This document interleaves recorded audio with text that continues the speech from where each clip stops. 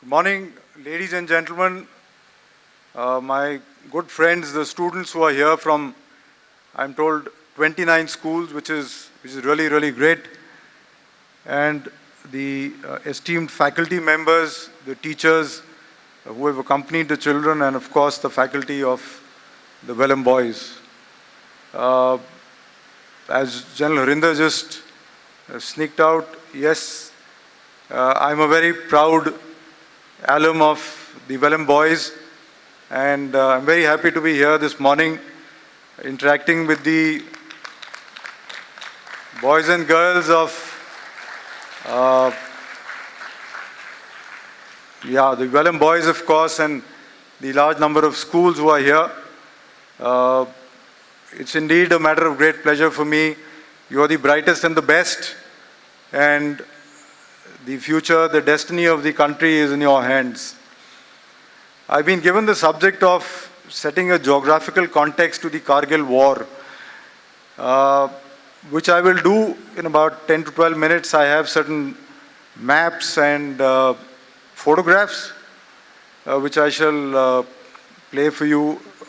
But before I do that, I just want to make a statement that geography is very powerful. Geography is something which is dictated the manner in which the continents have been formed, the nation states have been formed, the manner in which the mountain ranges are arid, the river systems have flowed, the floodplains where the civilizations have grown up, whether it was the Indus civilization, the Mohenjo-daro, the Harappa, or the civilization along the Nile River Valley. The manner in which tribes have migrated and settled, and nation states have come up. This is all part of geography. And some of you who are academically inclined or fond of reading, I can recommend two books to you, both by the same author, Tim Marshall. The first book is Prisoners of Geography, and the second is Power of Geography. At least some of the staff members, I'm sure, could pick up these books and probably share some of the important facets in the chapters that have been covered. Okay, with that little broad overview, I come straight away into the subject. And like we like to do in the army, we like to take what we call a helicopter view. We'll take a broad overview of how, the whole thing has evolved. And I think there's no better place to start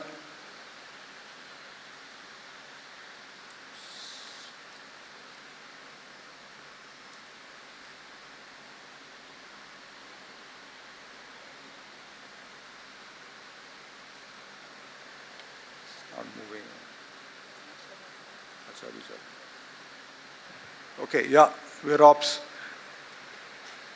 So the first thing in front of you is a physical map which indicates the Pamir Knot, which is in today Tajikistan. Why is it important? Because 5 of the most important mountain ranges emanate from the Pamir Knot. It's also called the roof of the world. Some of you may have heard Tibet is also called the roof of the world, but Pamir Knot, actually this area is contiguous, and you have the highest mountain peaks in the world are in this region. You have the Mount Everest, you have the K2, you have the Nanga Parbat. All the highest mountain peaks are in this region. To the north, you have the Tian Shan, you have the Kunlun, you have the Karakoram, you have the Himalayas, and you have the Hindu Kush. The area of interest for us for today's discussion is the area which lies between the Karakoram and the Greater Himalayas. Now we move on to a political map. You can see the contours of the state of J&K. And again, you can see very clearly the Karakoram, the Greater Himalayas. Between these lie a number of other mountain ranges which are also significant but considerably smaller, but on the ground they are very, very formidable. I can assure you. You have the Ladakh range, you also have the Zanskar. South of the Greater Himalayas, you have the Pir Panjal, and then you have the Shivalik ranges.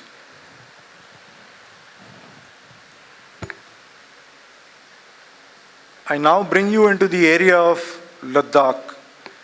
I will guide you through this area through a road move. We will start with the area of Jammu, which is here. You go by the national highway and you go up across the Pir Panjal mountain ranges. Those of you who have traveled by road, you cross in the area of the Banihal Pass. Across the Banihal, of course, is the lovely Kashmir Valley. You go north of the Kashmir Valley, you cross the Greater Himalayas, you cross in the area of Zojila Pass.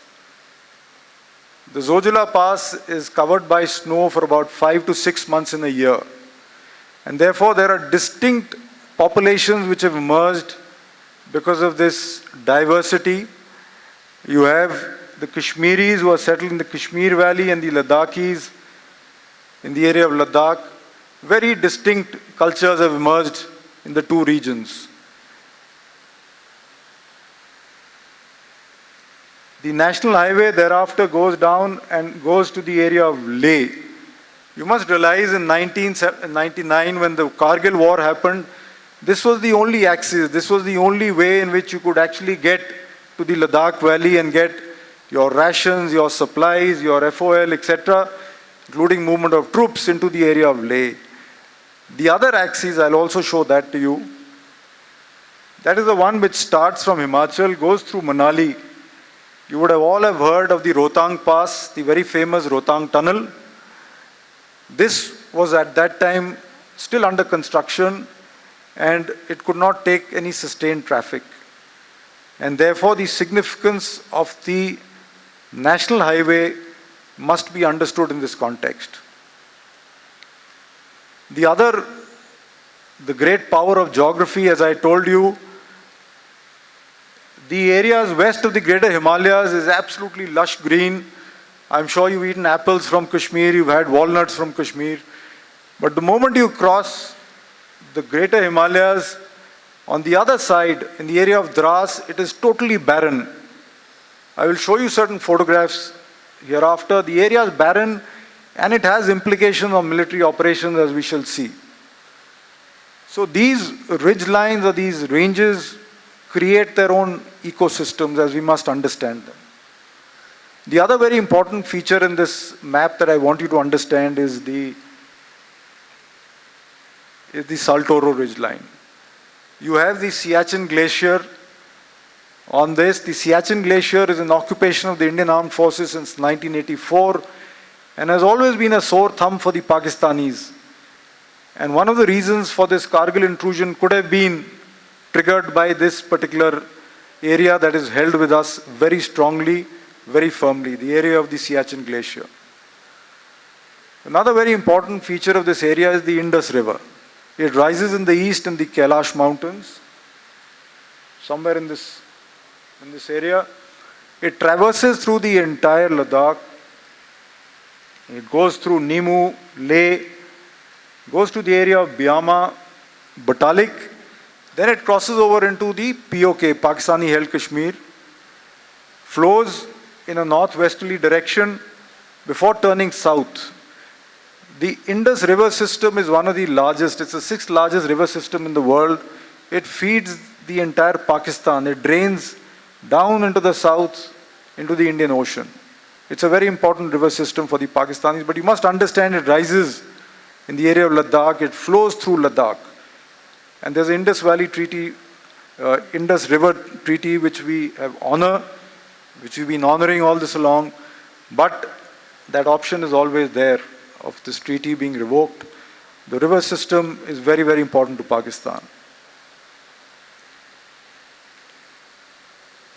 Okay, now we get closer to the area of operations and we come into this area which is really where the operations took place. The ranges to see in this area, again starting from the west, this is the Greater Himalayas. On this is the Zojila Pass. You have the national highway which enters through here. The important ranges here are the Greater Himalayas. You've got the Ladakh range. You've got the Zanskar range. The important river systems, There are primarily two. One is the Shingo River, which flows from a west to east direction. It enters the Indian territory in the area of Kaksar. Thereafter, it flows for about 30 odd kilometers. It is joined by two more rivers, the Suru River and the Wakharong, before it flows back into the POK. The other important river system is the Indus, which I told you about. It rises in the east in the Kailash Mountains. It flows through the entire Ladakh region. And it finally comes to the area of Batalik before it flows into what is now POK. One very important feature in this map, which I want to explain to you, is not a physical feature, but it is this purple line that you must be wondering what it is. So my friends, this is called the LC, the line of control. Normally between countries you have something called an international border, which is clearly demarcated. You have boundary pillars which are geotagged. The international border runs between these boundary pillars. Whereas in this area of Jammu and Kashmir, in 1947 there was raiders and the Pakistanis had tried to capture this area. The Indian Army had managed to push them back. Could actually throw them on from the entire J&K. Unfortunately, in 1948, there was a ceasefire which was declared. And because of the ceasefire in 1948, we now hold the area which is depicted by this line of control. We hold the area which is to the south of it, and the area north of it is held by the Pakistanis.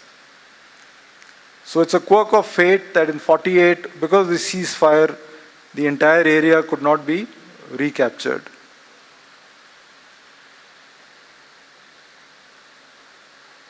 As far as the roads are concerned, we get back to the National Highway 1, which enters Ladakh in the area of Zojila. It goes through this entire area, it goes to Kargil, then goes south and it goes towards the area of Leh. What you must see very closely is the proximity of this national highway to this purple line or the line of control. And it is closest is in the area of Dras. It is only 9.7 kilometers from the line of control. It is actually within range of the weapon systems. But in 1999, General Musharraf got greedy and he thought he could just transgress this territory, come across the line of control and come and sit astride the road axis. That's the national highway. That was the ultimate aim.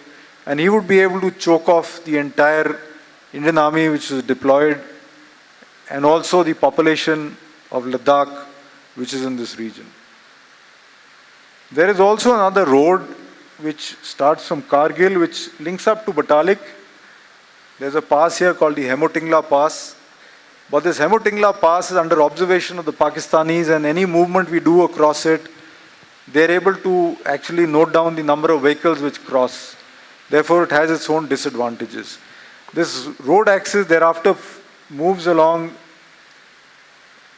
the Indus River and goes and joins the national highway a little ahead in a place called Khalsi. So these are the important roads in this area.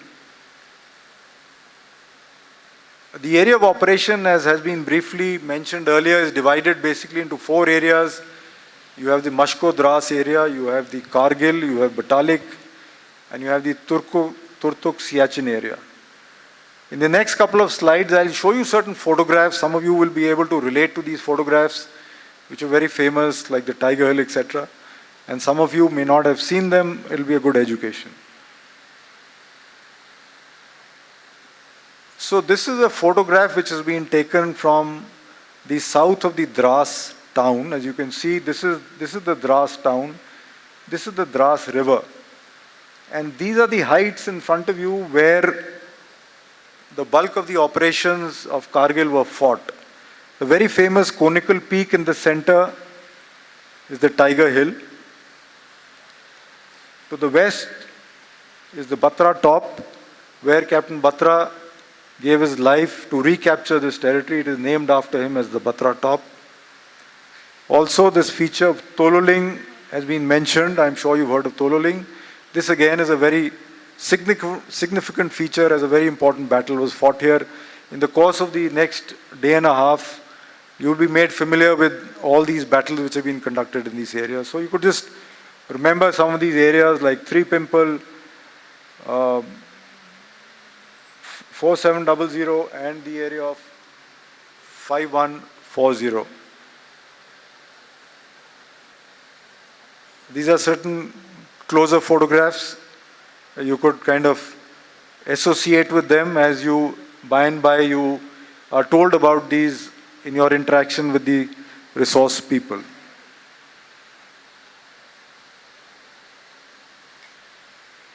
As you can see very clearly, something that I told you a little earlier, the stark contrast in the geography on the west of the Himalayas and the east of the Himalayas. These mountains, as you can see, are totally barren. There is not a speck of grass which grows in these areas. They're absolutely barren. There is, you can see actually for kilometers you can see. There is no place you can really hide from the enemy, if I may use the word.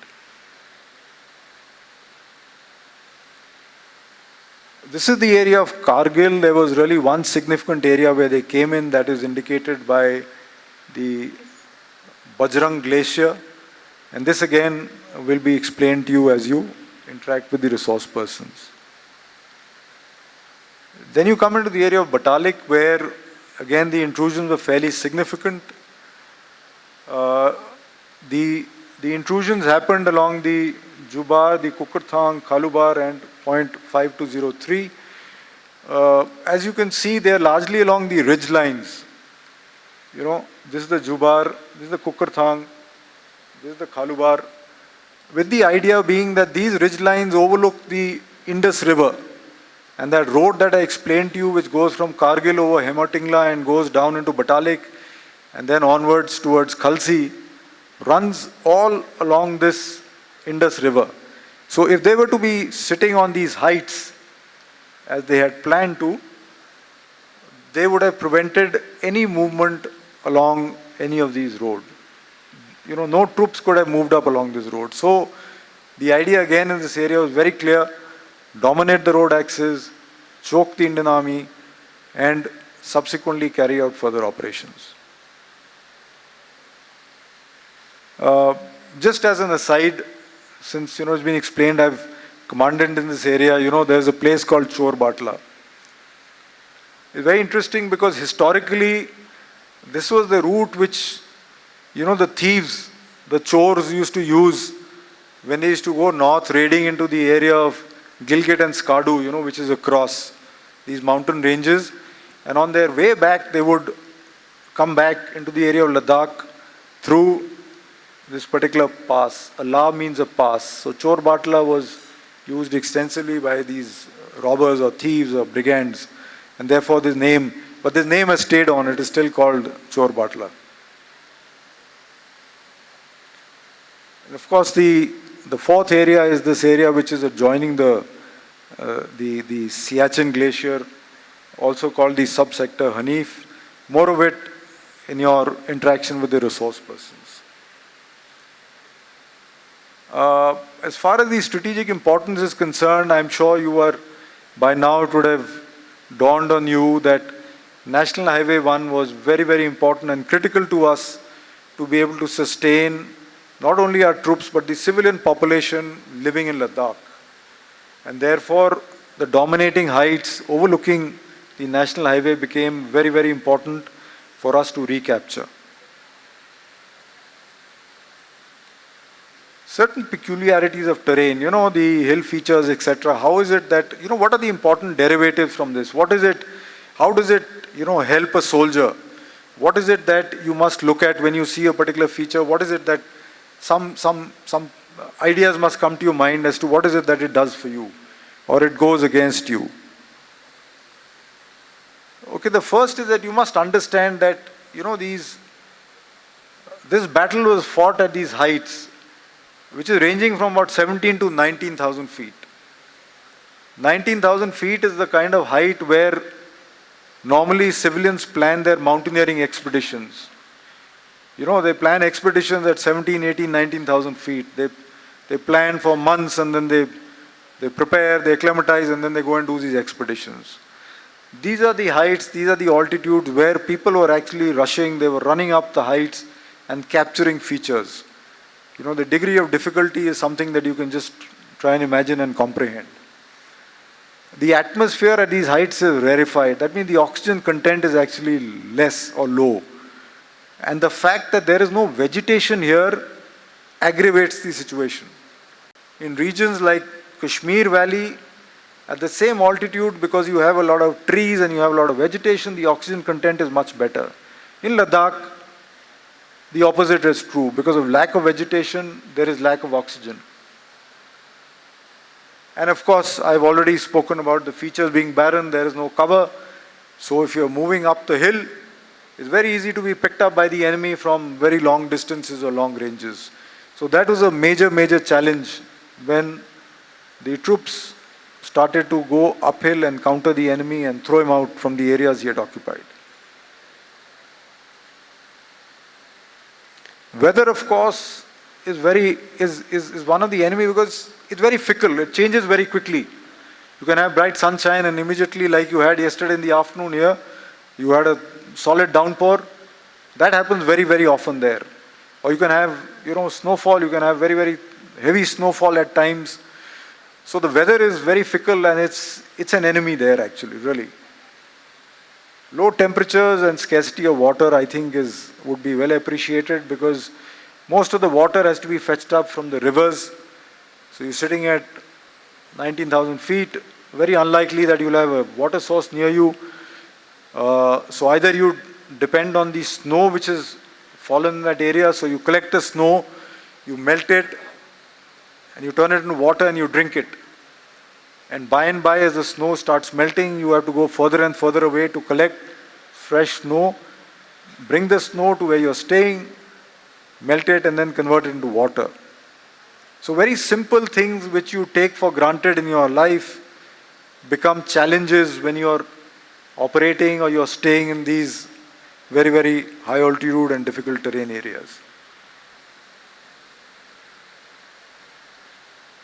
And of course, it gives you certain implications. The first being that if you're sitting on the height, as would be obvious to you by now, you're at a great advantage.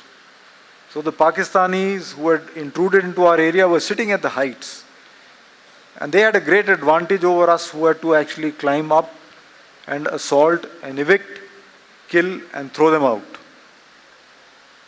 Extreme low temperatures, of course, not only affect the human body, it also affects your weapons, it affects the ammunition, it affects the way some of your important critical equipment behaves, even that gets affected. Of course, lack of oxygen I've spoken about. As some of you may have gone for some treks, the higher altitude, you tend to get tired a little faster, you get tired earlier. So you have to be really physically very strong, mentally very strong to be able to operate in these areas. And of course, the logisticians, because you have to resupply the troops in those areas. So just as an example, for example, the rations will come by road all the way from Jammu. For example, it will come to Dras in a vehicle. Then we broken into smaller portions, maybe bags of 20 kgs. It's put into smaller vehicles, probably jeeps and smaller vehicles. It's then transported to a base camp. Then that 20 kg pack is converted probably into a 14 kg pack, which is loaded onto a mule. Then the mule will take it up. There are certain posts where mules can't go. Then you break it into 10 kgs because that is the weight that a porter can carry at those high altitudes. Then that 10 kg pack is loaded on his back, and then he will take this ration and take it up to where the troops are staying in the posts on top of these features. So it's a huge nightmare. You have to plan for this entire chain of how and where the bulk breaking will happen and how the rations and how the supplies and how the ammunition will go up. So that's about all that I had As far as the setting of the context or the geographical background was concerned, I hope I've been able to impress upon you adequately that it was a very, very difficult area, and the battles which were fought to recapture the area were extremely valiant and something that we need to be really, really proud of. For more such videos, subscribe to the NewsX YouTube channel, hit the bell icon.